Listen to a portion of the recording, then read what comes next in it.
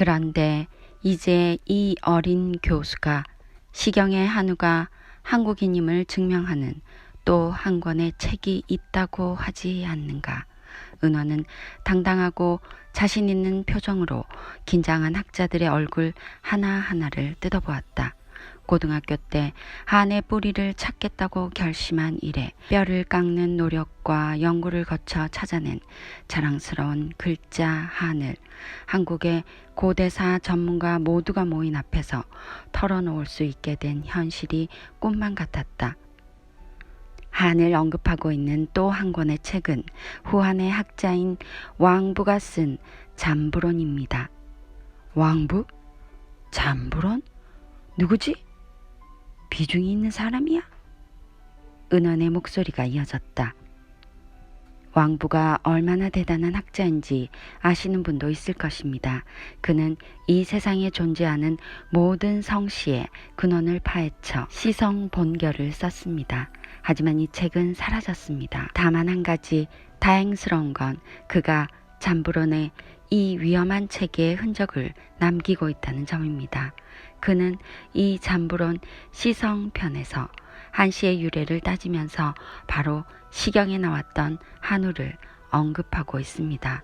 은어는 잠부론 시성편의 한 구절을 스크린에 비추었다.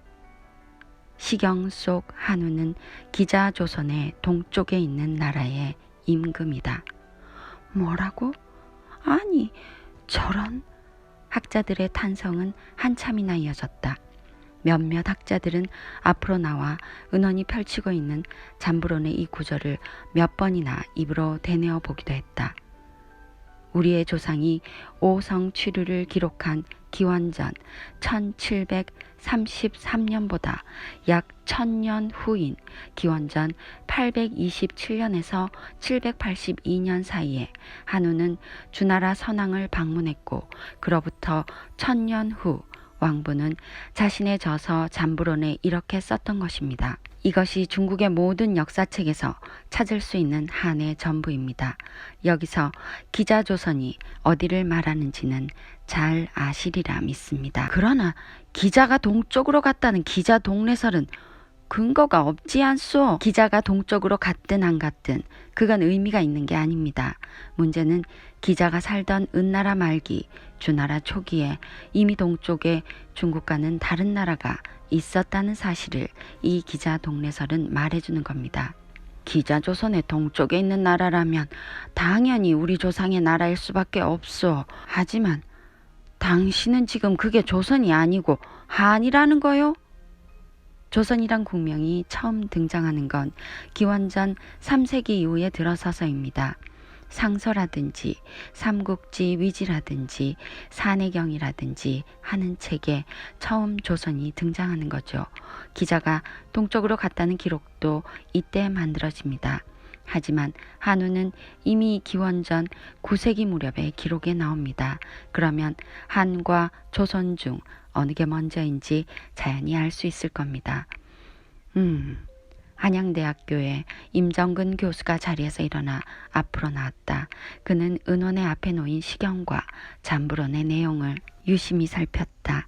두 권 모두 대단한 권위를 가진 책이라 무턱대고 부정할 수는 없다고 생각한 임 교수는 고개를 끄덕이면서도 한은원의 주장을 곧이곧대로 받아들이려 하지는 않았다. 한 교수 말대로 한다면 시경과 잠부론을 믿느냐 안 믿느냐의 문제군. 이때 박일기 교수가 퉁명스럽게 임 교수의 말을 반박하고 나섰다. 시경이나 잠부론과 같은 책들을 안 믿겠다면 역사는 하나마나이지요. 오히려 이런 책들은 의도적으로 편찬된 사서보다 더 진실성이 있어요. 잠부론을 아는 몇몇 학자들이 고개를 끄덕였다. 그중 한 사람이 일어났다. 서강대의 정복재 교수였다. 잠부론은 한대의 최고 저작으로 꼽힐 뿐만 아니라 중국 전체의 역사 속에서도 손가락 안에 꼽히는 명저입니다. 저는 왕이나 황제의 입맛에 맞도록 편찬된 사서들보다는 오히려 잠부론을 믿겠습니다. 몇몇 학자들의 유사한 발언에 이어 묵직한 명성을 가진 한 원로학자가 일어났다. 사만 연구로 유명한 부산대학교의 박우석 교수였다. 나는 사실 오늘 시적 놀라움을 금할 수가 없었어. 평생 사만을 연구한 사람이지만 사만의 한이 그 한의 뿌리가 있다고 생각하진 않았어.